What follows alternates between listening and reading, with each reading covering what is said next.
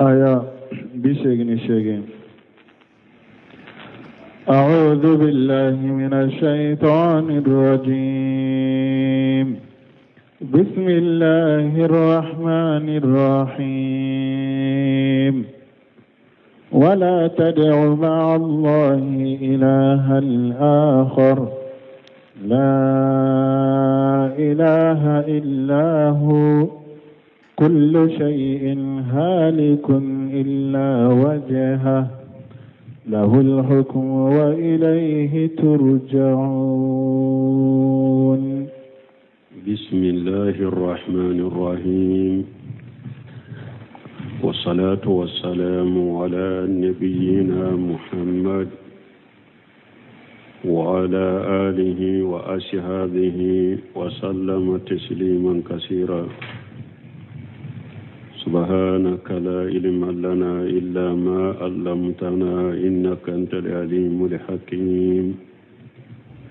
أستغفر الله الذي لا إله إلا هو الحي القيوم وأتوب إليه. اللهم انفعنا بما علمتنا وعلمنا ما ينفعنا وزدنا علما. biye tene suye hijriya bakele ani kemenani ani binani ani woro shahru rabiul awwal minye hijra sankalo sabana bisuye watani sabana miladi nasara ukajate bafula ani muga ani nani sankalo konontona bisuye watani woro nai ambe dawda bugu masjid rajabu ambo kono. a'udhu billahi minash shaitanir rajim. wala tad'u ma allahi ilaha akhara la ilaha illa huwa. alako masamin kurtalendo akoy kana fengore wole kafara alaka ikana fengore bato kafara alaka bato fen site min ka bato ciani ala kilen tawtay ay la taliqu li ibadatu illa lahu wa la tanbaqi al ilahiyatu illa li ajamatihi. bato man ka foye ni ala ka masayate alaya wa la tanbaqi ilahiyatu illa li ajamatihi ولا تنبغي لإلهية إلا لأجمته. ميني على يفنا أني باتو أمانكا فوي يفنا ني ألاكا بنيا انتي أناكا مسايا باي مانا كنا في موري كفر ألاكا كنا في موري باتو كفر ألاكا فوي ني باتو ني على يمانكا ني على كلمة توتي. وقوله كل شيء هالك إلا وجهه. ناكو آية كونو كوفيون فيمبي كو أبي حلاكي لنو أبي حلاكي أبي با كو ألا نيو توسير كلاو كو ألا نيو لا نيني يموني كو ألا يريكا جاتي. دونك على آية نيا سبتاني كو نيو بي ألالا بما يليق بجلاله بلا تكييف ولا تأثير ولا تمثيل. بنكسر كن آيات توسير لا إخبار بأنه دائم الباغ لحي القيوم. على ينكبر يعني آيات كنو كو على على دي يكوداي على على دي بيتو على على دي نيانا مالندو على على دي بيت جوني دامفمبي الذي لا تموت الخلائق الذي تموت الخلائق ولا يموت. على درنا بدم فيهم فقط من على تسا كما قال تعالى قمني علىكم مسامين كرتا لندو كل من عليها فاني ويبقى وجه ربك ذو الجلال والإكرام. على كفيون في بدو كلو إنكا قوى بيبا fo ala yere nyew masami korotado masami kabo yala yere jati te danfen bebe ba fa abara bil wajhi an jati bun kasiri ko aye kuma foni nyuye me ala kamba yere jati de ma wa hakaja qawluhu ha huna ala yu ayamin fo kullu man alaiha fani wa yabqa wajhu rabbika zul jalali wal ikram fa abara bil wajhi an jati ala ye kuma foni nyuye me ala kamba yere jati de ma ako wa yalla nyini yo ode ako wa hakaja qawluhu ha huna awa ko abo chogo kelenela ni ala ko ya fana kullu shay haliku illa wajhahu ay illa iyyahu fim bebe halaki fim bebe ba fo ala jati ala de beto wa qad sabata fi shahihi anna bi hurairata asabatira hadis sahalen kono me bukhari ani muslim asabatira kono hadisa babu hurata bolo qala rasulullah sallallahu alaihi wasallam ko alaka ciden ko alaka taruna kisibaka asdaqu kalimatan qalaha shairu kalimatul labib ciden ko kuma minye cinya kateme kuma ubeka hada made don baytul kalaw ka kuma wula baytul kalaw ka kuma munye cinye kateme kuma be ka baytul kalaw wula ko lebidu ka kuma juma ala kullu shay ma qalla Allah batilu lebidu ka baytu kono ako ala kullu shay ako fenwo fembe ma qalla Allah ni alate batilu ko be fu o fengo fembe ni ala te ko abefu akobu baytul kalaw ka kuma tinyala mayen ninye wa qala mujahid wa sawri fi qawlihi kullu shay haliku illa wajhahu mujahid wa sawri ukunni aya tawsir la ko fembe be halaki fo ala jati fo ala nyu ay illa ma urida bihi wajahu ko fembe be halaki fembe fu fembe be cinya ko femmi ni ala jati nyinena noye mana li wabekum li tawsiri ke bara make ala kama waye bara cinya lenye waye bara barika bolenye waye bara minte dume mi bara kera ala kama o bara beto abe sabata be barka wa hakahu al-bukhari fi sahihi kal muqarrir lahu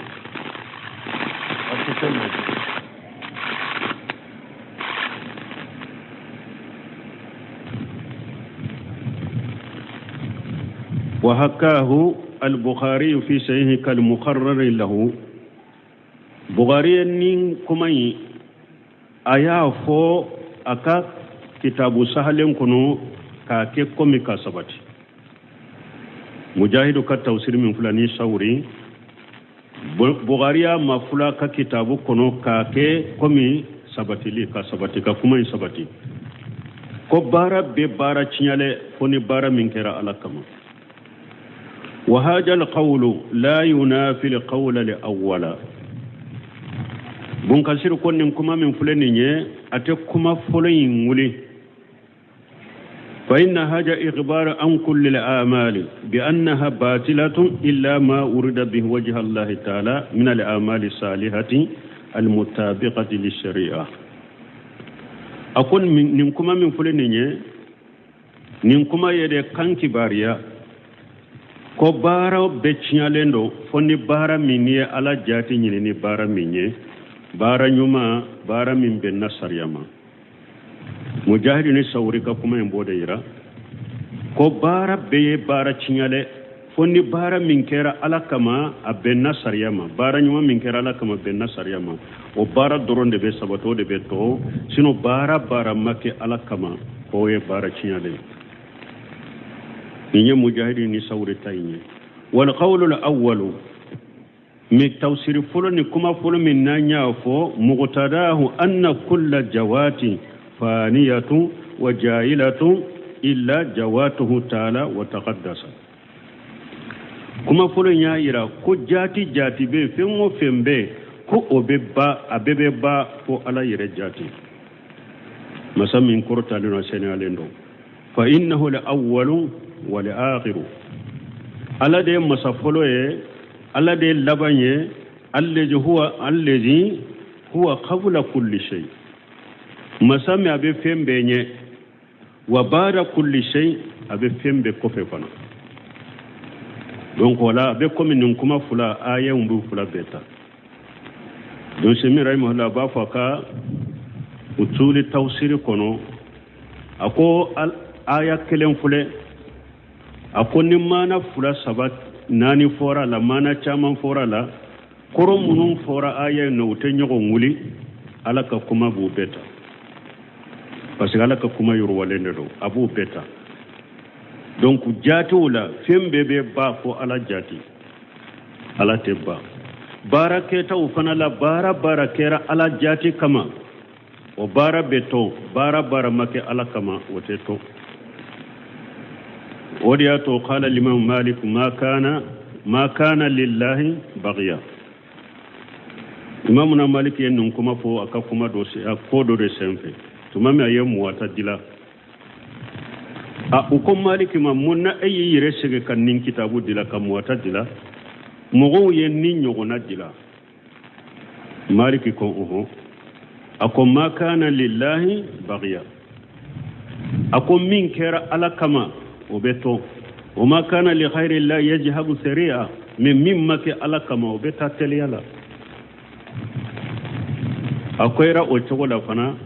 muwata wure si donin ta jiya kono ni maliki kan muwata te aka kuma na ce wure bala ma kana lillahi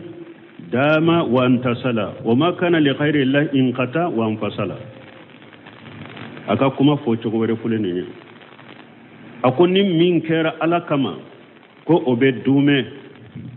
obe fontine me fengo fenkera ala tana de kama ko obe tige ka chari ka bonyo na de wala mbalmo ni aya ni sora labana boy munyirana jati bebe ba wala ka jati baraketa ufana bara site barika kanafa kala ka dume fo dusukun kala shi yara bara minna maliki kan kuma yin anana ani arabi ibn qusaym rahimahullah arabi ibn qusaym alaka nema qala ko kullu ma la yubtagha bihi wajhu allah ta'ala yajmahilu arabi ibn qusaym rahimahullah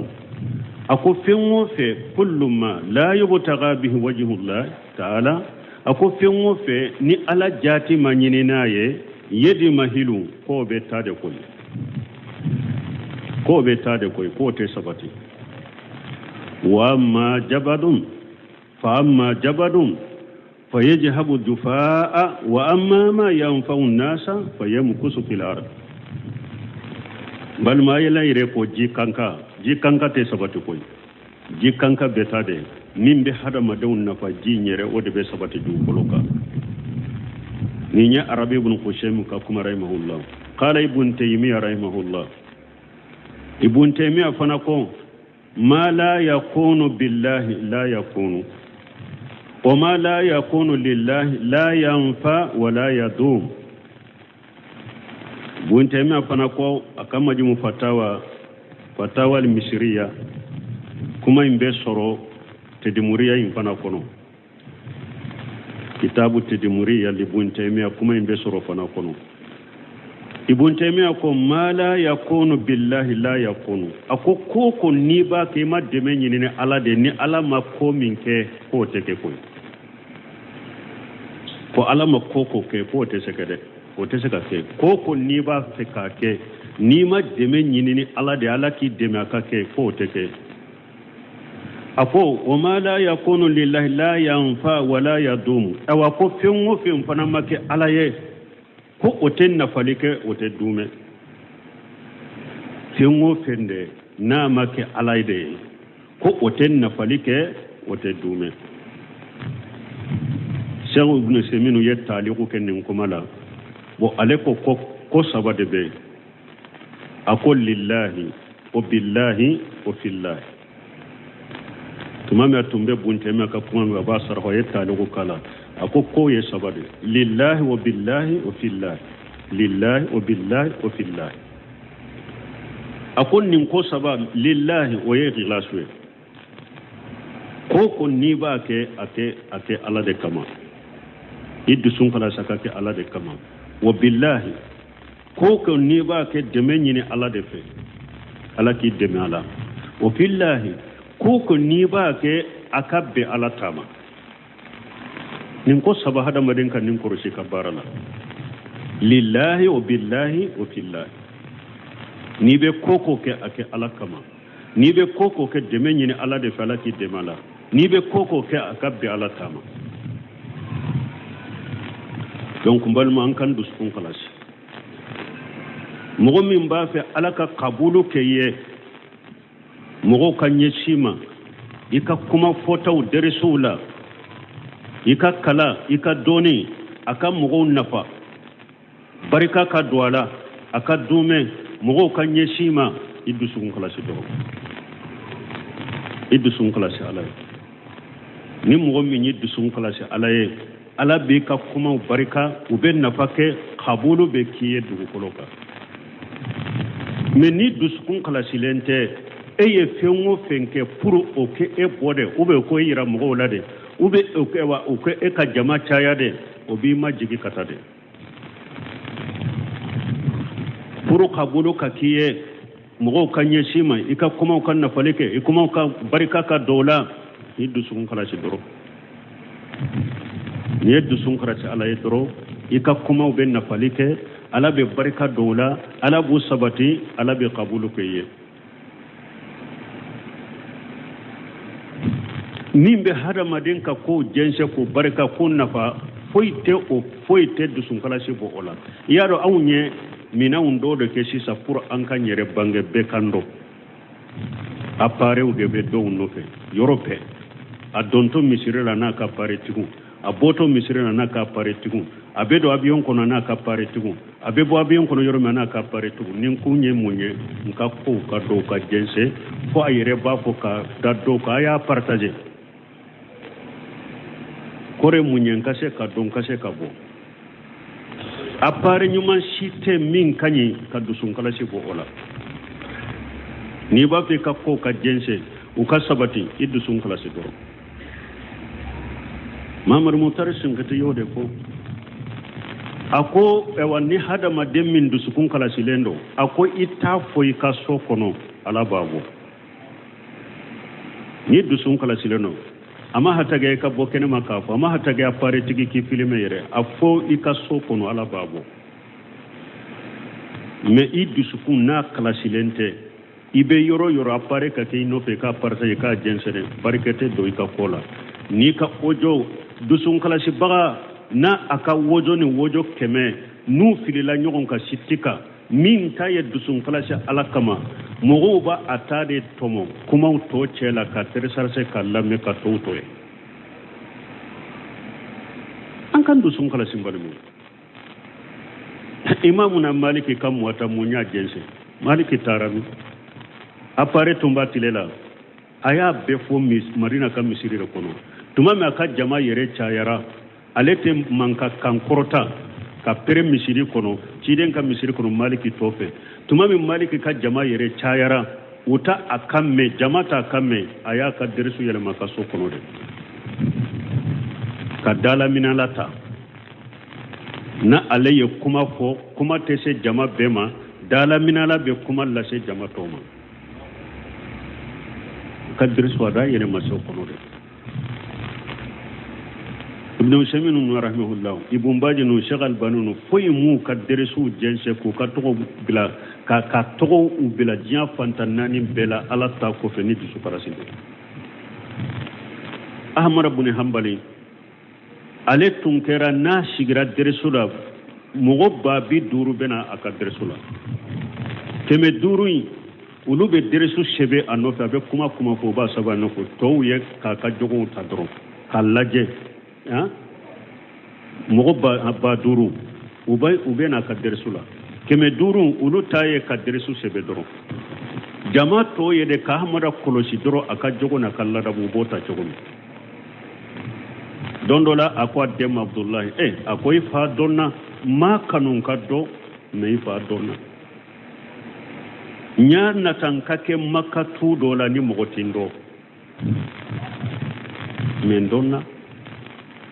me munya ke dusun kalasi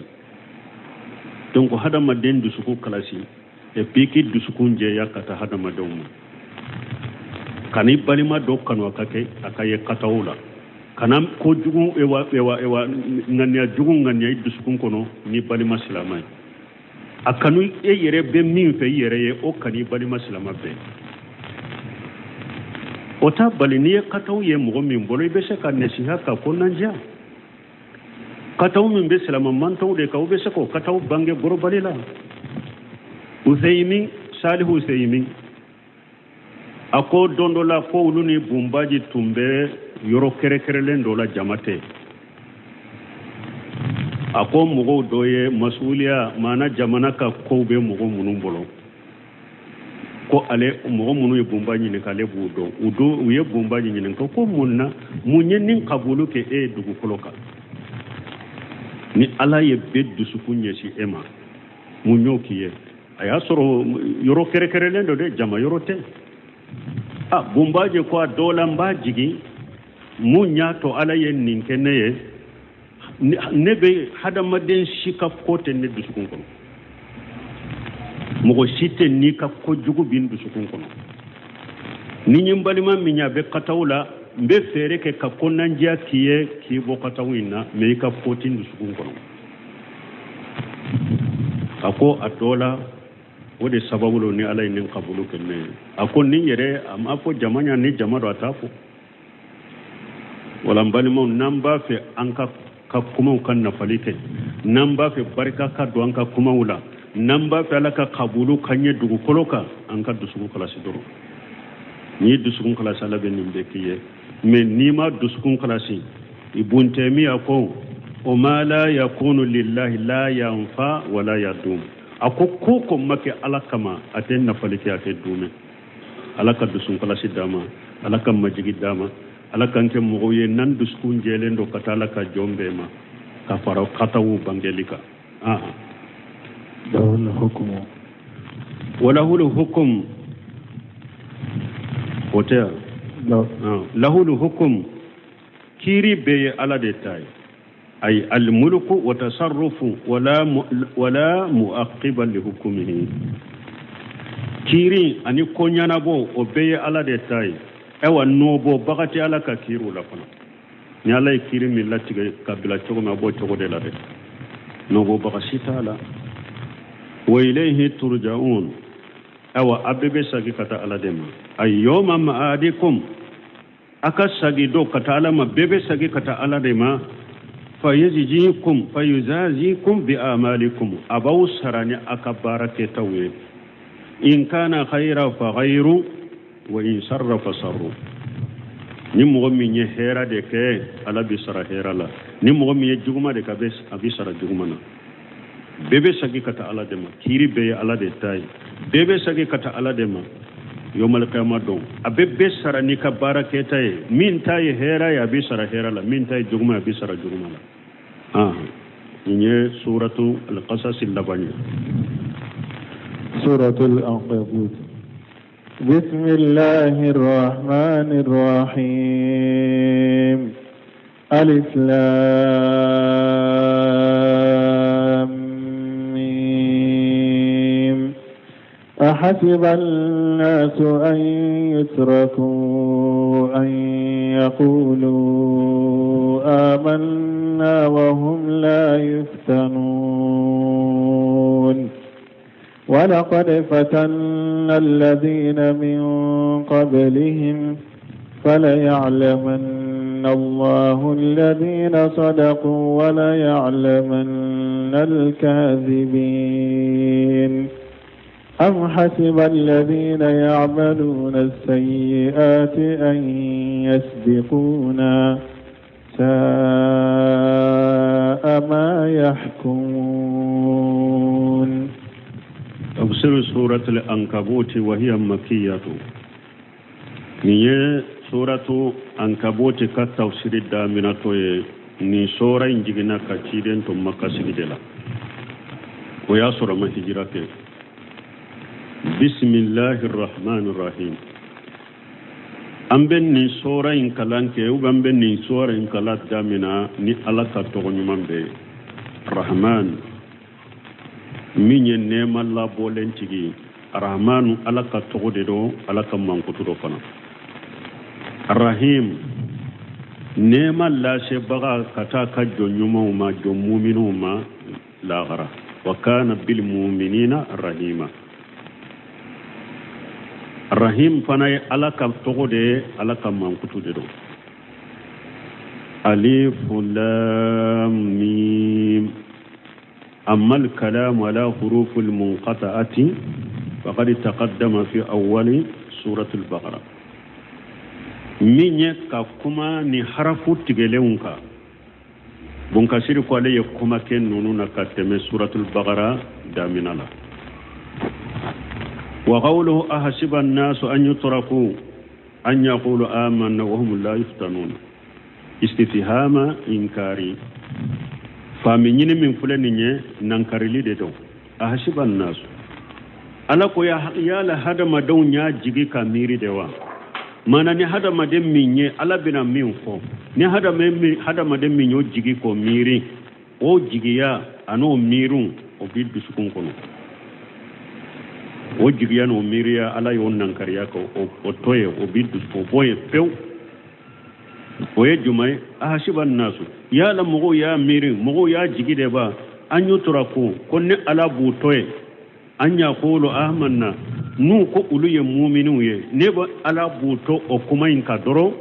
wa humul la yuftanuna kasuruni ala tulajrabu yala mo ye ninde miri kam nin jigiwa ni mo mi ninde miri kan ninde jigi ko e ba ko dala ka ko ni ne ye ko e mu'mini de ala bi to yete doro la fiana ani ba fantani basgila kasuralati la jarabi o miriya bila o boye de iko bila de wa manahu aya manan yemunye anna allah subhanahu wa ta'ala ala masammin selanda portaleno la budda an yubtali ibadahu almu'minina bihasabi ma indahum min aliman ne aya la nyine munye ala yahira ko ale ala fo ale kaka jom mu'minu la jarabi de mo kelen kele balla jarabi ni limane hakke min bi bolo ala ko fole ka ka jom mu'minu la jarabi de kamo kele la jarabi ni kalli man ya hakke kama jaa fil hadisi sahih kuma nana na hadisa sahlen kono chogomi asaddu nasi balaa al anbiya thumma salihun thumma li amsalu wa li amsalu hadisa sahlen nana ciden nyinin karade ko balawu be jon soro jiya kono kateme beka ala be jol la jarabi kateme beka cidon ko asaddu nasi bala ali anbiya ako ala be balawul la she mo mi makate me dia mo be ka ko en nabi nyumawde ala be na nyumawde la jarabi ko kateme be ka summa salihuna o ko fe mo nyumaw summa li amsalu fa li amsalu o ko fe mo kan nyuma ya be nyogo nye chogo mi anu kalli man ya be nyogo nye chogo mo kala jarabu be nyogo nye ni ode yubtala rajulun ala hasabi dinihi ala be mo kelen kele la jarabi ikadina hattedeka fa in kana fi dinihi salabatu jida lahu fil balai ni mo min kadina giriya bi kadina la ikadina ka giri ala be dobar abe ka barawu jidi ka teme toka min kadina ka giri ala be e ka jarabi geleya ka teme toka وهذه الآية كقوله نآية بكم على كفما أم حسبتم أن تتركوا ولما يعلم الله الذين جاهدوا منكم ألا قيال أو يا جيدوا كو ألا باوتوتي ناتا لا جربي مغم منيا ويرد جيجا ألا كدينا لا ألا نو أولو يرى مغولا ومثله في سورة براءة ni ñogona be suratul baraa kono وقال في البقرة أنا سورة البقرة فنكون أم حسبتم أن تدخلوا الجنة ألا يا لو يا ميري كاجيجي قو بتا دوار جنة كنو ولما ياتكم مثل الذين خلوا من قبلكم كسر مغو كباريا من أوما مغو منونت مغو كوني غنا من أوما منونت من أولي أو يا ميري قو بتا دوار جنة كنو كسر مغو كلا هلا غنا من أوما مغو منونت من أولي مساتهم لبسا وضراو مغو منونت من أولي فانتانيا جلي يوسرode banaw yusorode wajulu jelu siranya yusoro kaddu sukun ka yere hatta yaqula rasul fociden ko wallazina amanu ma wa ni munul liman yakfara ciden ka mata nisrullahi ala kaddemen bina waqti juma ala inna nisrallahi qarib ala kunni ala kaddemen ka suwauma bal mo yado ni nyegele yadda yede fantanyaw kana banaw kana siranyaw kana dusukun ka yerere fun e waciden yere ani e wa mu'minu yere ka korto ala ka demen e jamato be ke to dola cidaw yere ne mu'minu korto ala ka demen na yoromi jamato do be suratul baqara kono ala ko ne ka demen ka surawma wora to ciden ko innama li karbi wa innama li faraji wa innama li karabi al faraj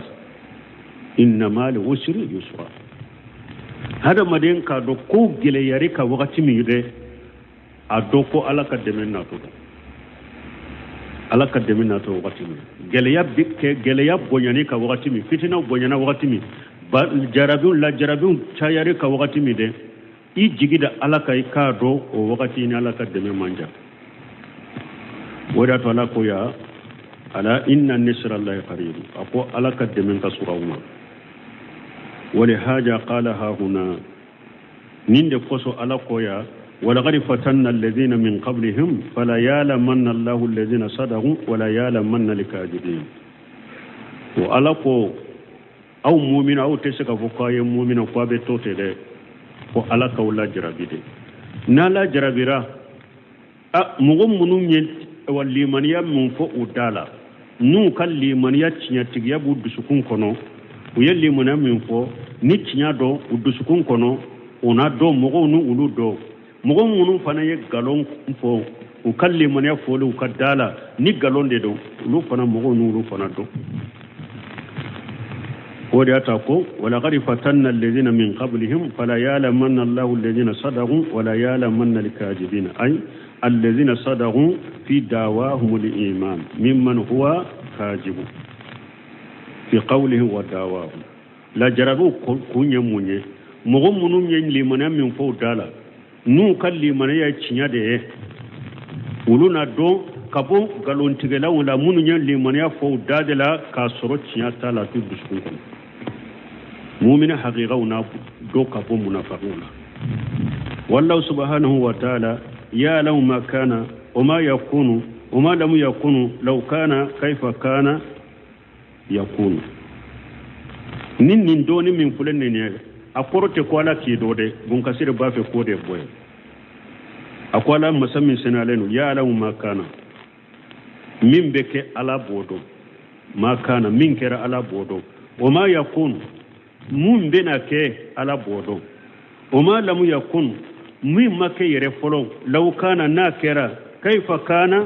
abeke chogodi yakun abena ke chogodi akera chogodi abena ke chogodi ala bo bedo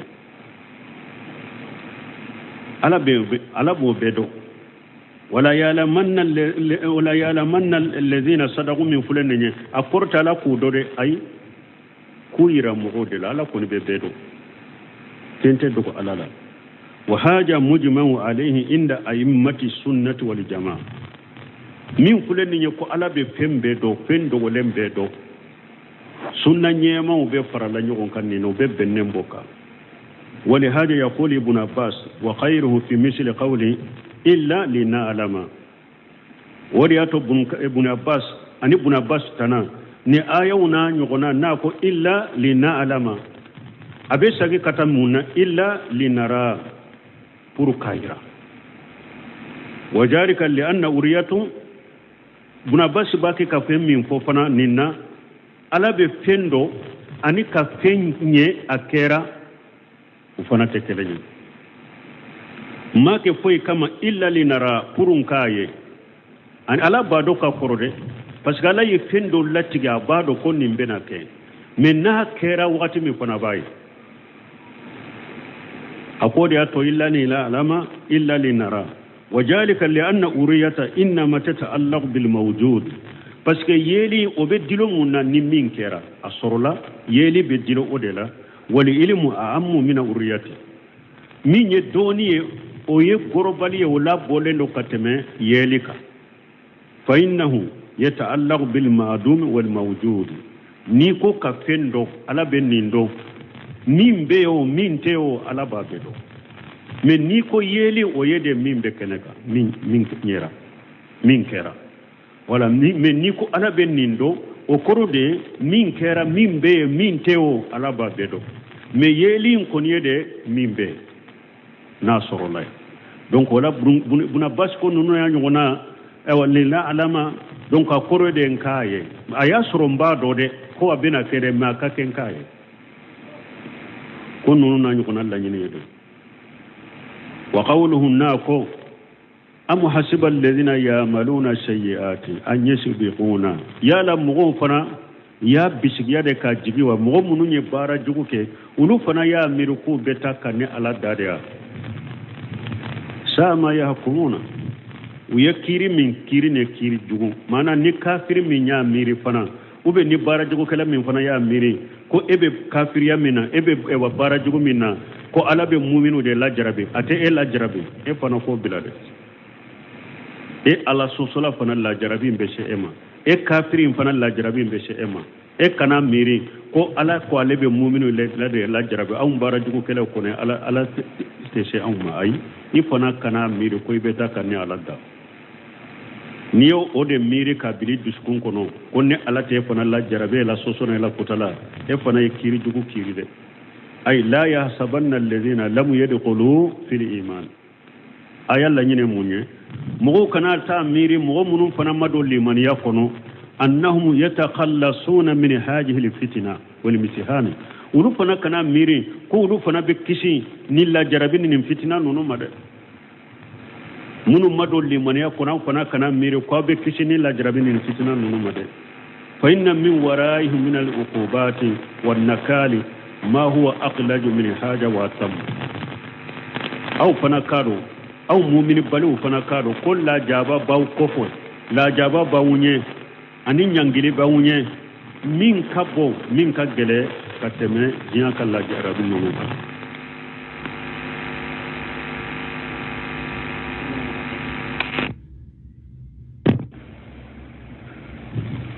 ولهذا قال نند كسلاكو أم حسب الذين يعملون السيئات أن يسبقون أي يفوتون يا لمغو يا ميري منهم فانا ببارجو كلهم يا ميري كو بتاكني على دا سما يحكمون أي بالسما يجنون ويبشجيا من بشجين من يبشجيا جرو donc wala hada mades ka do fana ko alaka jonyumau la jarabe be wulude nafa awa mogo tese ka tolle man ka fana ko la jarabu de kana Cheikh l'Islam Ibn Taymiyyah ko la jarabu be ko mi temede be fem mugun ana awa anya ka bonyu na to mi de awa la jarabu fana be mu'minu haqiqaw awa ani munafiqun la jarabu fana de be ulu sen shefu bonyu kono na ya soroni la jarabu tuntena be ka fu idala innen kono ne mu'mine ne ninye be be se wala meniya do ni dara karasala kafo ciyan la tawudi tigro kulli muna jonno kafo alaka jonyuma do la jarabu de bambo nyokono ni alaka la jarabu nyana nana de munafiqun ni mu'minu be nyo bobo nyokono mo nyuma ni mo jugo be nyokono bo nyokono mo munu sabati lendo ciyan kani mo munu sabati lete la jarabi de be nonu bo nyokono ni gelew nana de la jarabu nana de munu sabati lendo o be do munu sabati lente o be do chaman betani woyoy ni la jarabi nana chaman de betani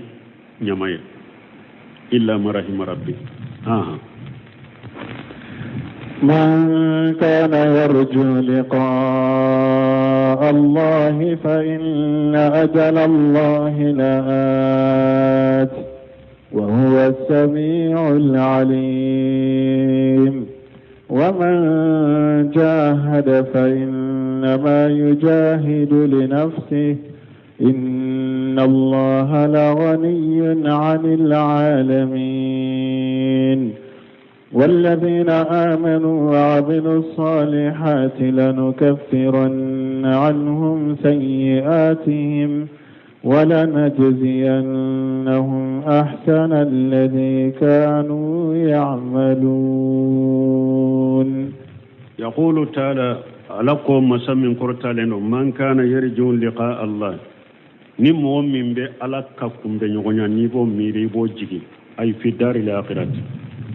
ni mo min be ala ka kumbe nyogonya jigi lagara wa amila salihati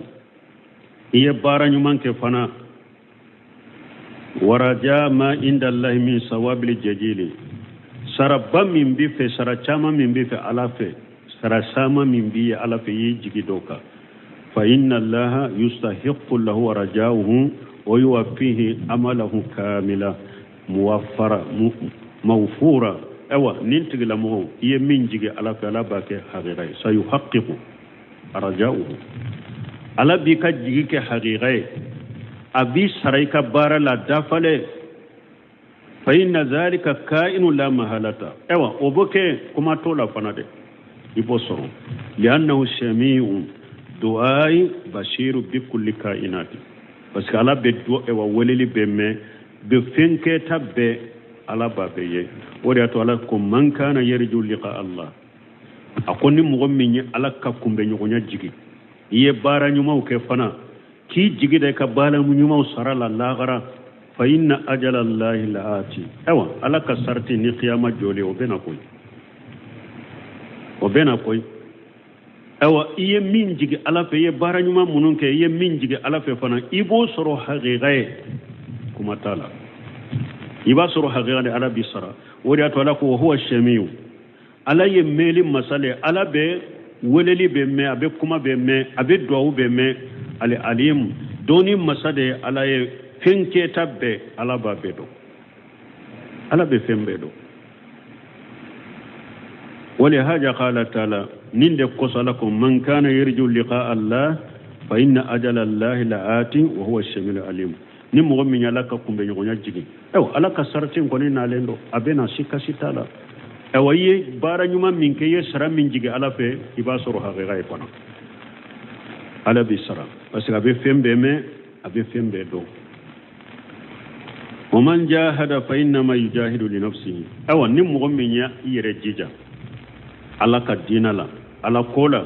bato la iyaki yere ni mo mi ni yere jija bato la iyaki yere nimbe ko men ala ko man amila saliha fali nafsihi ni mo mi ni bara nyuma ke iyaki yere ni mo mi fana bara jugo ke ima ke mo wore law iyaki yere de la donc ko da to la ko ni mo mi ni yere jija yere de أي من عمل صالحا فإنما يعود نفعه وعمله على نفسه ni mo min bara nyuma ke ka bara nyuma nafa abesage kana jonka yere ka bara nyuma nafa besage kana yere dem fa inna Allah ta'ala qaniyun an afwalil ibad ala kari lendo kabo jonka bara nyuma walau kanu kulluhum ala atiqa qalbi rajulin minhum ni hada madem be sirana alanye komi mugo kelembe sira alanye chogomi ma jara jalika fi mulki shay wote foy faralaka maraka awe wote foy faralaka maraka ewa hadisain na tola fana ewa ni jiya be farala nyon ka fana ka ala soso komi mugo kelembe ala soso chogomi wote foy nagashalaka marala yaki yere de la ni bato kala e bato ke yaki yere de la ni barajugo kala e barajugo ke yaki yere de la wali haja qala taala ninde ko salako o man jahada fa inna ma yujahidu li nafsihi awa koni mo mi yere jija bato ni dinala yere jija yere inna allaha la ghaniyyu an lil alamin awala kari len do ka bodam fe mbolo alamma posite dam fe wona dan fɛnw ala y'u ɲamare ka fɛn o fɛn kɛ a y'u bali ka fɛn o fɛn to u yɛrɛ de ka nafa b'a la ala ma ko situ ka bato la قال لحسن البصري إن رجلا لا يجاهد وما ضرب يوم من الدهر بسيف علي حسن البصري كم مغد بشك جهادو كي كسرو إما بامرو كي كم مغد غوش هاري سياكله إشي موملا جهادو دلين تكون كبامرو تكم مغد فهو عند الله كافويا كتمي جهاد المعادي كنو بن قيم بي جهادو تلافوك كتا تلا يرومتاني دورو nin jihadun be iyirin ninku o jihadu be shaytane ka jihadu be munafiqu ka jihadu be munafiqun ani bidiyamu ani ala sosolon wulu ka jihadu be kafiru ka jihadu be bamuru jihadu kafiru ka jihadu ndoronde be keni bamuru ye bon ni jihadu tila fura beta martaba nanina ni martaba kelen da yo tila fo atara tani kola nin jihadu kele ire ku baina jambayka jihadu fulo min be hada madenka inni min be kere fulo ni nyogonche o jihadu fulo inni jihadu aka alaka dina kala kado ikana to kun fi yala alaka dina la inni jihadu aka alaka dina kala kado nin ka jihadu fulo ni din jihadu aya dina kala kado ewa inni jihadun aye doni min kala aka barake na ika barake ni do ni nin jihadun ewa ni ye barake na jihadu sabana inni jihadun ika dawa ke ka humogon wele kata e ka doni mi ya do ni yere ya bara inni jihadu ka mo wele kata ma ni jihadu jole saba nani na ni ewa weleli ni dawa ni konna jani nyamare ni barile konona na iyaro tora ubi soro akuma lama akewalelama inni jihadun ikasabale hadamadun ka tora munum bi soro ni nyen jihadu ye folo donc hadamadem mi nin jihadu ye nani min yere fole iyere nin kunna folo mugo min nin jihadu nunu yere ka yere kunna yere folo no dafara bolo ila marhim rabbi ni bora nin jihadu la ni na yire nin jihadu tay ni jihadu fulana shaytane ka jihadu ale ka jihadu be yoro fulala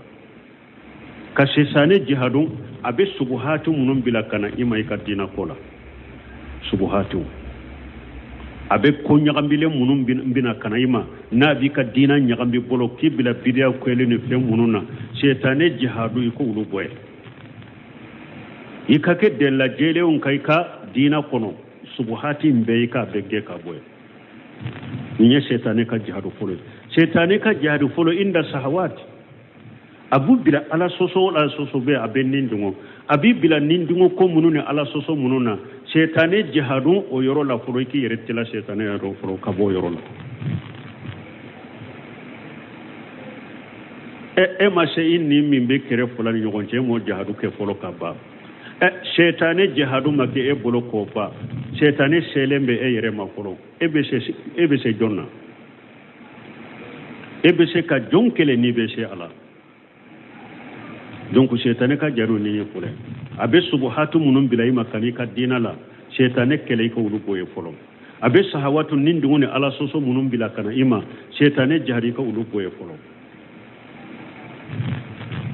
ni o bora iresa munafiqun warbabil ma'ashi wa ahlil bidai ulu fanaka jahru bena munafiqun wi bidiya mo ani aywa ala soso law ulu ka jihadu be keni munye ne doni nyumande nyini doni sabatile doni mimbe nyini ni dusu kalashi nye doni nyini ka jahila bo nyere de ka jahila bo mantuna bidiya mo ulu ka jihadu te bamuru te tawulu kama parce que ulu be islamu te la do ye islamu de kafiru te munafiqun ulu bancela de ante ulu keleni bamuru ye ulu be keleni doni ne ibe munafiqu fana bidiya mo fana ala sosolon ulu fana jihadu ni nenye ka delila bange ulu ye ku wole kana alama woleli chogonyuma ka delila bangu ye ube kokone ni bidiya mununa kara duke uluka arabda ilimiya araduku ka ni doni o ye munafiqun bidiya mo ni ala sosolaw ka jihadu nani nainde sa kafiru ka jihadu donc o be keni munye bamuru o de be keni bamuru sisa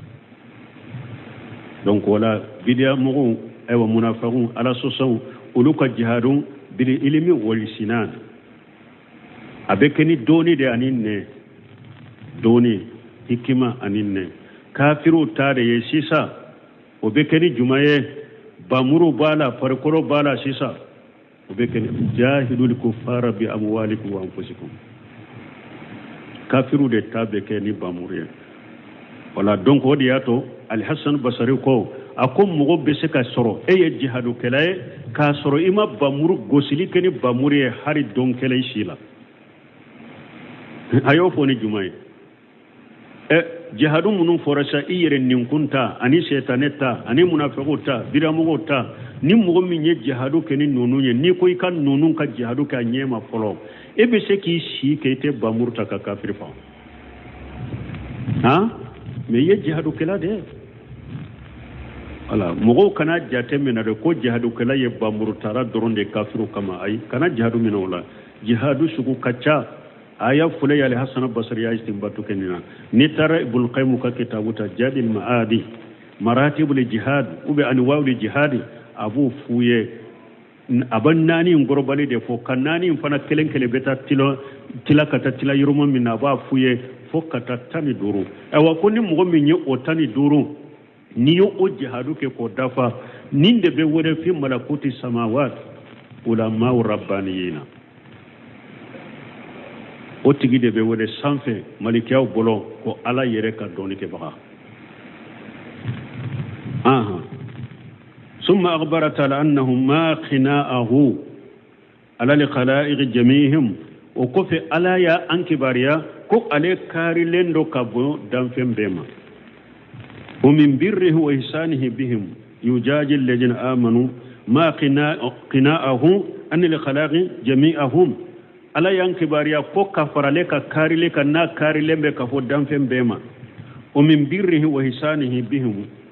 ani ewa ala ka nyuma yamin be kata danfen uma ana ka hera na ka nyuma yamin be kata danfen uma yujaji lejina amanu wa amilu salihati ahsan lijaja ko alebe mugo sara mugo mununye bara nyuma uke ko alebu sara sarala sara min kanyi katimo ka barake tawka ma kanu be hasan ma kanu yamaluna tumbe bara munun ke ka ale busara ayan kibariya ko ale kari lembe ka boddan fe umbema kan kibariya fana akan nyuma yamina ka fonnan shira min be dan fe unka ko fana fonye o ye jumay yujaji alladhina amanu wa amilu salihat ahsanu lijaja ko ale ala ko abe mugo sara mugo munun liman yara uye bara nyuma ke ko abu sara sara nyumanna وهو أنه يكفر عنهم أسوأ الذي عملوا ولا يني منيو يبارا جوجو منون كلا بوكا بارا جوجو توشا كابو بولو ويجازيهم أجرهم بأحسن ما كانوا يعملون أبو سرا سرا لفنا سرا من كوسا كتمولو تمبي بارا منون كي فيقبل القليل من الحسنات ويصاب عليها ni hada madem nye bara nyuma fitini ni yake ala bika bara nyuma fitini ala ba mina ila ki sarala alwahidatu bi asri amsalha ila 700 diyaf bara nyuma kele ala bi sarala ta kata jidili keme wolon fulala boyijaje ala sayyati bi misliha men ni mo min bara jugu ke ala bi sarani ka bara jugu nyogona de aw yaafu wa yasifu ube ana ya fi makitoy kama qala ta'ala kum ni alako inna allaha la yajlim misqala jarrati alako dengenye bileni fitini opwa hake ko alete mo toronay wa in taku hasanata yudaifuha awa misqala jara hake nyumande niya ke ina serani alama la garamba jidiyede wa yuti min ladunnahu ajra ajima awa mbe fasamantia mbe e fana sarafana sarala nyerefe saramin kapo kosobe والذين آمنوا وعملوا الصالحات ورياتو وقالها هنا ورياتو على قويا والذين آمنوا مغمنوا لمن يرى لمن ياتي تنيالاما وعملوا الصالحات ويبارا نيمو فناكي بارا من قلسر على أبنا تشيدين كسنما لنكفرن عنهم سيئاتهم ala ko ne ala be ulu ka bara jugu tuse ka bu bolo wala nejiji annahum ahsana allazi kanu ya'maluna awa ne ala bu sara sara la sara min kausa katemulu ka bara ke tawka be sara duma min kanyu ka bara nyuma yere aha سبحانك اللهم ربنا وبحمدك اشهد ان لا اله الا انت واستغفرك واتوب اليك بشيء أعوذ بالله من الشيطان الرجيم بسم الله الرحمن الرحيم ولا تدع مع الله إلها آخر لا إله إلا هو كل شيء هالك إلا وجهه له الحكم وإليه ترجعون بسم الله الرحمن الرحيم والصلاة والسلام على نبينا محمد وعلى آله وأصحابه وسلم تسليما كثيرا سبحانك لا علم لنا إلا ما علمتنا إنك أنت العليم الحكيم أستغفر الله الذي لا إله إلا هو الحي القيوم وأتوب إليه اللهم انفعنا بما علمتنا وعلمنا ما ينفعنا وزدنا علما biyetene suye hijriya bakele ani kemenani ani binani ani woro shahru rabiul awwal minye hijra sankalo sabana bisuye watani sabana miladi nasara ukajate bafula ani muga ani nani sankalo konontona bisuye watani woro nai ambe dawda bugu masjid rajab ambo kono a'udhu billahi minash shaitanir rajim wala tad'u ma allahi ilaha akhara la ilaha illa huwa alako masamin kurtalendo akoy kana fengore wole kafara alaka ikana fengore bato kafara alaka bato fen site min ka bato ciani ala kilim tawtay ay la taliqu li ibadatu illa lahu wa la tanbaqi al ilahiyatu illa li ajamatihi bato man ka foye ni ala ka masayate alaya wa la tanbaqi ilahiyatu illa li ajamatihi ولا تنبغي لإلهية إلا لأجمته ميني على يفنا أني باتو أمانكا فوي يفنا ني ألاكا بنيا انتي أنا كمسا يباي مانا كنا في موري كفر ألاكا كنا في موري باتو كفر ألاكا فوي ني باتو ني على يمانكا ني على كلمة وتي وقوله كل شيء هالك إلا وجهه ناكو آية كنو كفيون وفين بي كو أبي حلاك لنو أبي حلاك أبي با كو ألا نيو توسير كلاو كو ألا نيو لا نيني يموني كو ألا يريكا جاتي دونك ألا آية نيا سبتاني كو نيو بي ألا لا بما يليق بجلاله بلا تكييف ولا تأثير ولا تمثيل بنكسر كن آيات توسير لا إخبار بأنه دائم الباغ لحي القيوم على ينكبر يعني آيات كنو ko ale ala de ye kudaye ale ala de beto ale ala de nyana malendo ale ala de be joni damfembe alladhi la tamut al qalaiq الذي تموت الخلائق ولا يموت على درنا بالدم في فقا من على تسا كما قال تعالى قمني علىكم مسامين كرتالين كل من عليها فاني ويبقى وجه ربك ذو الجلال والإكرام على كفيون في بدو كلو إنكا قوى ببا فعلى يرنيو مسامين كرتالو مسامين كبو يالا يرجاتي تدام في ببا فعبر بالوجه عن جاتي bunkasiri ko aye kuma foni nyewye me ala kamba yere jati dema wa hakaja qawluhu ha huna ala yu aya min ko kullu man alaiha fani wa yabqa wajhu rabbika zul jalali wal ikram fa abara bil wajhi an nijat ala ye kuma foni nyewye me ala kamba yere jati dema ako wa yalla nyini yo ode ako wa hakaja qawluhu ha huna